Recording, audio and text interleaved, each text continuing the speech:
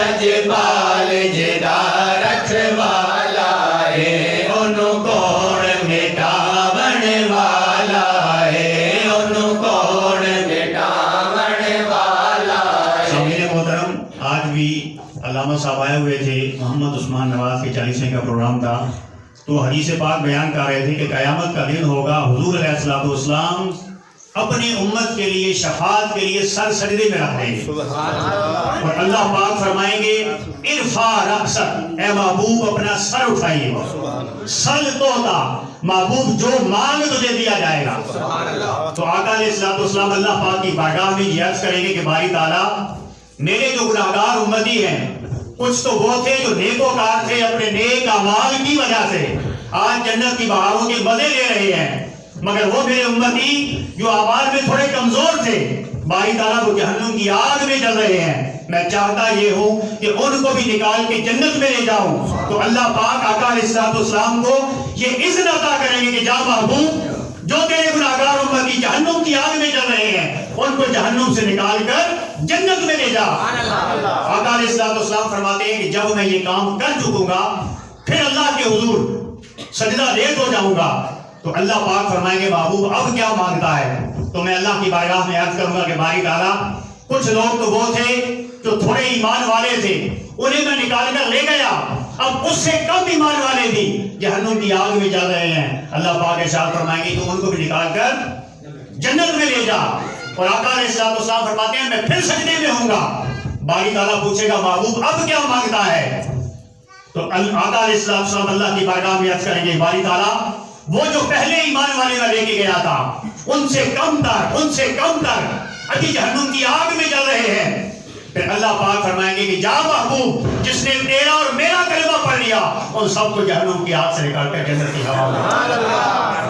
اس لیے اللہ نعرے رسالت، نعرے تحقیق، نعرے حیدری، نعرے غوثیہ، اجمل کروانی ایجاد دھلی شریف زندہ باد. آقا علیہ السلام کی حدیث پاک ہے. آقا علیہ السلام نے فرمایا فَإِذَا صَلَّيْتُمْ عَلَى الْمَيِّتِ فَخْلِصُوا لَهُ الدُّعَاء، جب تم میت کی نماز جنازہ ادا کر لو تو پھر اس کے لیے دعا کے لیے ہاتھ اٹھا دو اللہ کے حضور کہ باری تعالیٰ ہم اپنے جس عزیز کو آج رخصت کر رہے ہیں، منو مٹی کرے دبا کے آ رہے ہیں، باری تعالیٰ اس کی زندگی ہمارے سامنے بھی تھی مگر اس کی زندگی کے وہ پہلو جو ہماری نظروں سے اوجھل تھے باری تعالیٰ تو جانتا ہے. اور بطور انسان ہر انسان سے غلطیاں ہوتی ہیں.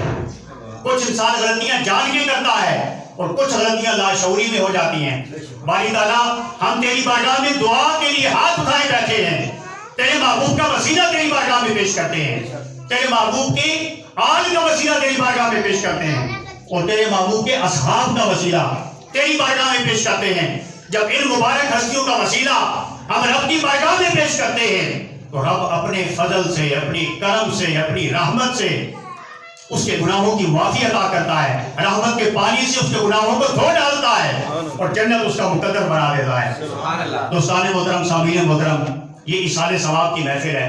تو آقا علیہ السلام کی ایک حدیث پاک آپ کے سامنے رکھتا ہوں. آقا علیہ السلام نے فرمایا اذا مات الانسان، جب انسان اس دنیا سے چلا جاتا ہے ہماری نظروں سے وہ اوجھل ہو جاتا ہے، ہم سمجھتے ہیں کہ زندگی کا خاتمہ ہو گیا. نہیں، یہ اس عارضی زندگی کا سفر حیات مکمل کر کے موت کے دروازے سے گزر کر وہ ایک نئی زندگی میں داخل ہو جاتا ہے. وہ زندگی جسے آپ نے نہیں دیکھا، میں نے نہیں دیکھا، وہ برزخ کے معاملات ہیں جو پردے میں ہیں.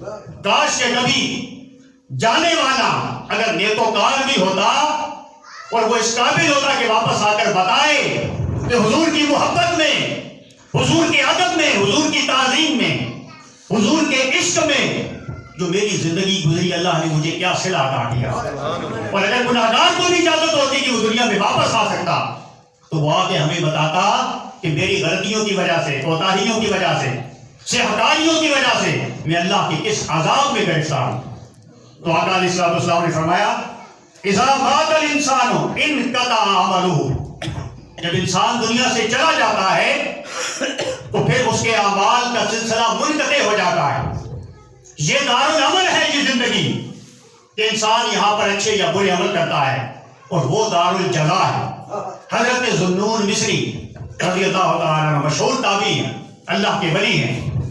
آپ یہ کہتے ہیں کہ رجب کا مہینہ جو اس وقت ہمارے اوپر سایہ فگن ہے، آپ فرماتے ہیں کہ رجب کا مہینہ بیج بونے کا مہینہ ہے اور شعبان کا مہینہ پانی لگانے کا موسم ہے، اور فرماتے ہیں کہ جو رمضان کا مہینہ ہے وہ فصل کاٹنے کا مہینہ ہے.